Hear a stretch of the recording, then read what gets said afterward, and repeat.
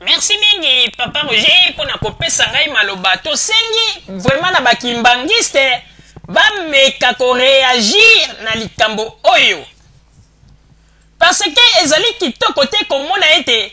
mosantu oyo bazali kopesa lokumu ke lelo bamindele bakomi komona mosantu yango kati na bato bazali kosala ba bêtise koyemba ba bêtise komela badiamba pe kobeta batu bazali kotombola photo ya papa Simon Kimbangu. Exemple nini yo bakolakisa na mokili. Peut-être bano pe bazali kobotama na poto. Tango bazali komona batata na bango bazali kosala trouble. Bazali kotombola photo ya papa Simon Kimbangu. Bakokanisa pe ke papa Simon Kimbangu azalaka pe moto ya violence, asalaka pe babiloko wana. Yango nete oliba enseigner na mokili. Ba œuvre oyo papa Simon Kimbangu asalaka pona mboka na biso non bango ba memi yango na kati ba memi lisolo ya papa Simon Kimbangu na kombo ya na nzela ya makambo ya kikuluna bandeko makambo tozali koloba bonzo yango lisekite poete papa Simon Kimbangu azali quand même moto oyo bokoki kosakana na kombo na eboye te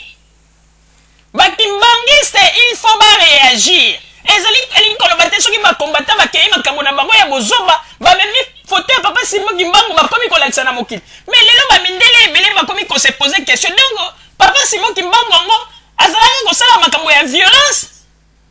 omoni ndenge bamindele babandi kotuna po ete bazali koyeba lisusu sens ya to importance ya papa Simon Kimbangu te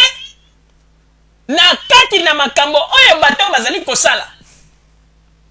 bamindele musu bakomi koloba donc azalaka mutu ya brutalité ou bien ndenge nini alors que ye azalaka mosantu azalaka moto il fallait toyeba ndenge nini ya komema histoire na ye pe ya koteya bato mais lelo bakomi komema histoire ya papa Simon Kimbangu na ndenge ya violence bakimbangiste bon réagir pona likambo oyo bon réagir boyebi eloko bozali kosala lobi mindele bazalaka bato aliseki te lobi mokolo mosusu bokomona bakokoma na revie te papa Simon Kimbangu ntango azalaka na misala na ye ateyaka bato violence suite ya nani ya bafaux combattant oyo bazali kosala bamakambo oyo lelo bakimi pasi ya bakimi Congo banyokolaka bato pendant 32 ans bayebaka mpe papa Simon Kimbangu te balembo ya peuple banyokoli peuple baparents impayé baenseigner na biso nyonso tu impayé Mobutu abimi na bato na ye akei na bambongo meme ya bato oyo basalaire ya bato oyo bazalaki impayé pendant bane na bane lelo oyo mpe bazali kozwa courage ya kotombola mongongo mpona koloba ete bato na Congo bazali impayé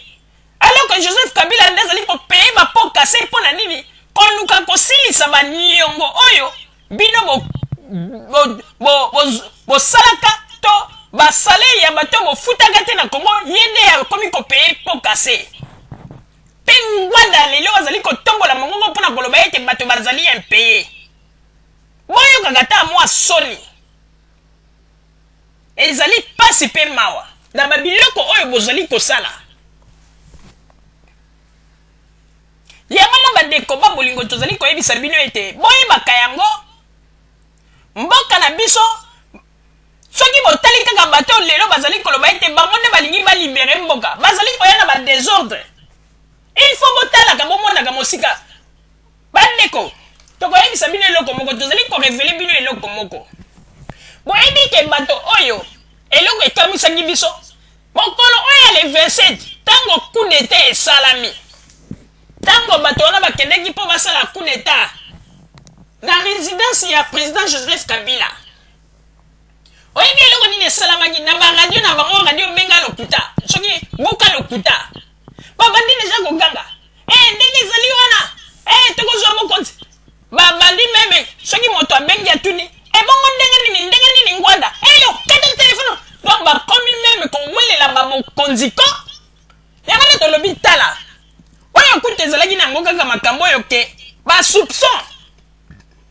oyo elobami ke oyo Joseph Kabila akufi botala ndenge bato ya radio buka lokuta oyo moke ekele ya misami na ngwanda botala ndenge bakomaki deja kotongola mapeka pe bamosusu bakomi kosetire de gauche à droite ndenge kozwa mokonzi sikoyo tokosala ndenge nini mpona nini po ete bazali organize te ata lelo soki balobi ete bapesa bango mboka lelo ndeko soki bakomi na Congo bakovanda koboma na bango mpo ndenge ezali wana organisation ezali te baza kosala kaka makambo ngulungulu oyo ye alobi na ndenge na yo mpe bato yango soki batie bango nyonso balobi bon Joseph Kabila lelo aza te mboka yango oyo bandeko moto na moto akobanda koya ngai nasalaki boye ngai nasalaki boye ekokoma opesi mbongo aboyi na peuple oyo babandaki koespere ke soki bato bazwi Congo bakochange yango na 2 jours nde bakomona lisusu place guerre ya somo ekobanda baza na plan moko te kati na bango bozala mayele bandeko bakolinga makambo toyebisaka bino radio Zumel 1000 ezali radio ya bato ya maboma te me toteyaka bino bamakambo mpo makambo biso tolobaka nzambe akordaka yango mpo nsima ya mikolo bomonaka barealisation ya makambo yango nyonso mpe bino moko bokomaka mpona kofelicite biso oyo tolobaki na mokolo ya lelo yango wana bozala kaka na bisika bozali nde na nsima ya bangonga tokotalisa bino basango nini oyo tobombeli bino merci bandeko babolingo na bandi duti kolanda émission na biso oyo tosilaki kolekisa yango po ete boyeba basango nini oyo bino bobande kozela na bandi ete moto na moto asili